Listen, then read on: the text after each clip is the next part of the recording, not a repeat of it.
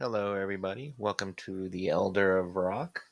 I'm Stephen Elder, and today I want to talk about one of my favorite bands. Might be one of your favorite bands. That is this band, Twisted Sister. Um, Talk about a couple of the EPs I have of theirs. Don't have very many, but I do have some that I think are pretty cool, and I thought I'd share them with you. Of course, Twisted Sister, I've liked them since the 80s, since You Can't Stop Rock and Roll. Friend of mine had that. Kind of turned me on to them, and he had that album. I, of course, seen the video, but I just still didn't know what to make of them totally. The song I kind of liked, but you never can tell from the video. But I heard the whole album, and it was a pretty good album. And then I heard Under the Blade, and then I heard this album, Rough Cuts. This is the EP. This is their first, I think, EP they did. This has 4 songs on it. What You Don't Know, Shoot 'Em Down, Under the Blade, and Leader of the Pack. Also, what's interesting about this one is that AJ Pero doesn't play on this. He hadn't joined the band yet.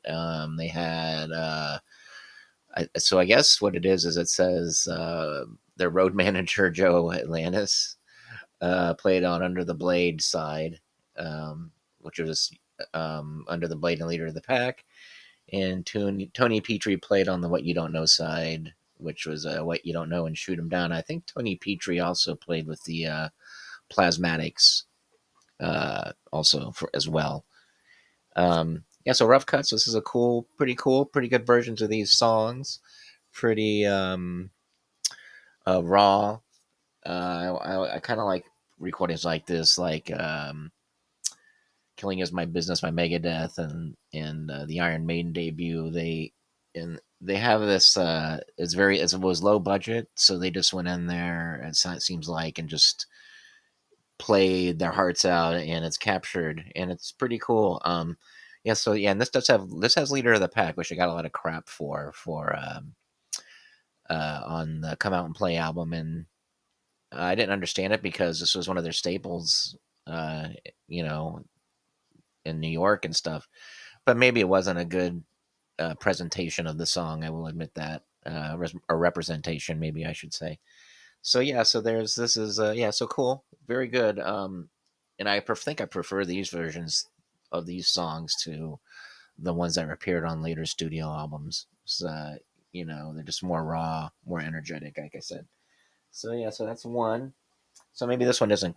Maybe these next ones aren't technically EPs, but they are kind of. But they seem EP-ish to me. They're actually kind of maxi singles, I guess this was the term they used back then, which was a 12-inch single. So yeah, this is for The Kids Are Back. This was off of You Can't Stop Rock and Roll. Um, cool. I always kind of like this look for them as well. Low budget, kind of their low budget. Didn't have an, they were kind of scrounging in secondhand stores and stuff for their outfits.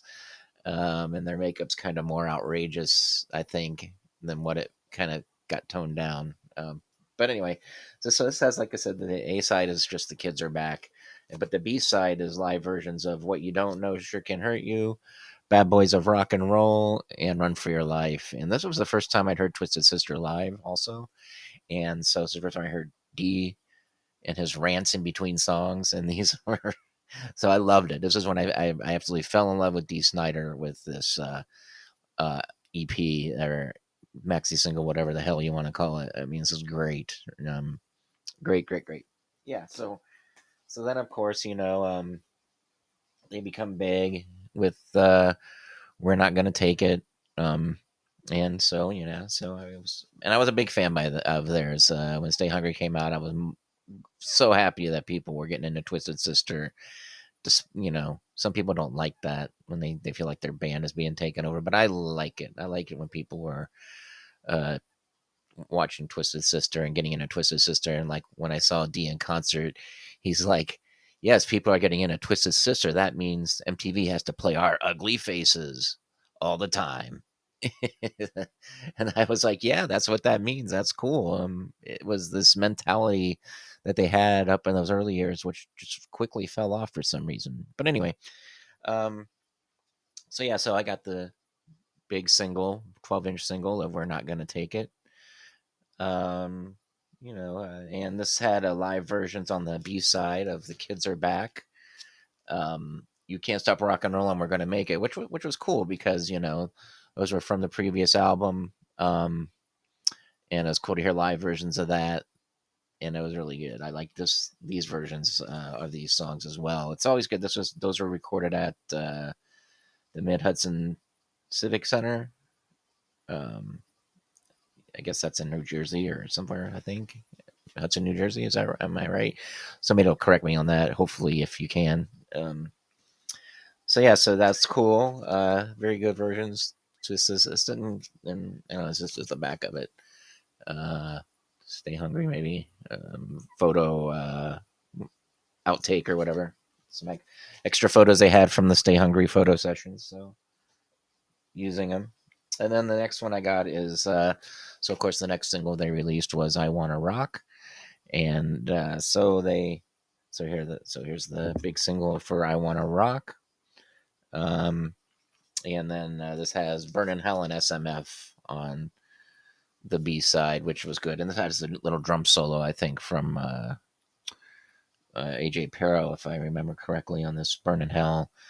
And the rant at the beginning of "Burnin' Hell," or whoever's talking, I think it's JJ French. They don't it just sounded like him because he does do a little bit of talking. If you ever see Twisted Sister, have seen Twisted Sister, JJ French does do a little ranting himself, and it sounded like him at the beginning of this. But then there's SMF, um, which is a live version, which they can say the whole thing, what SMF stands for.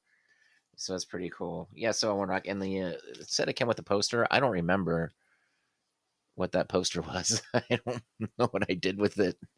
Um, so yeah, so it's cool. But anyway, and then the other thing I'm going to share with you, not really an EP, but it is a single. Um, Now it's for Leader of the Pack. Why do I have a Leader of the Pack single? Because for the B side, it had "I Wanna Rock" with the video intro on it. So I was like, oh, okay, you got me, Twisted Sister. I'll buy it. So, so there you go. Yeah, and just a brief thing. I'll probably talk about this. Maybe I'll get Rick Renstrom with me to talk about this on a future episode. But I got to play the Bang Your Head Festival in Balingen, Germany, when I was Rob Rock's bass player. We were third. Uh, we played third on the first day. So we played like at 11 in the morning on Saturday, and then anyway, the first night it was a 2-day festival. First night was Dio, next night was Twisted Sister, and I was able to actually drag this all the way from home, and got it all autographed by Twisted Sister. I remember, and it was really cool. Um, Very good. They were all nice guys. They're all more than happy to sign my poster. Was a little bit starstruck around D. Snyder. I mean, that was wild. I was like, always had wanted to meet D, and there he was. I didn't get to talk at any of them for great length or anything, but anyway, that was a cool experience. So, like I said, maybe I'll talk about maybe Rick and I will talk about that on a future episode where when we went to when we played that festival. That might be kind of a cool thing. Alrighty, so that's it. The Elder of Rock and Roll. Um, and oh yeah, this shirt. Did I mention that this shirt is from that the Twisted Sister from that? Yeah, it's from Rallying in Germany. This shirt, and show it to you. Yeah. There it is. Twisted Sister Reunited 2000. Twisted Sister Reunited 2003. That's the shirt. Very nice. Very fun. All right. So thank you. That's the Elder of Rock talking about my Twisted EPs. Thank you for liking and subscribing if you haven't already. Like I said, in the comments, if you have a Twisted Sister story, any of my info I got wrong about anything, is anything wrong? What am I trying to say? I don't know. Okay. Just trying to tell you, thank you for tuning into the Elder of Rock.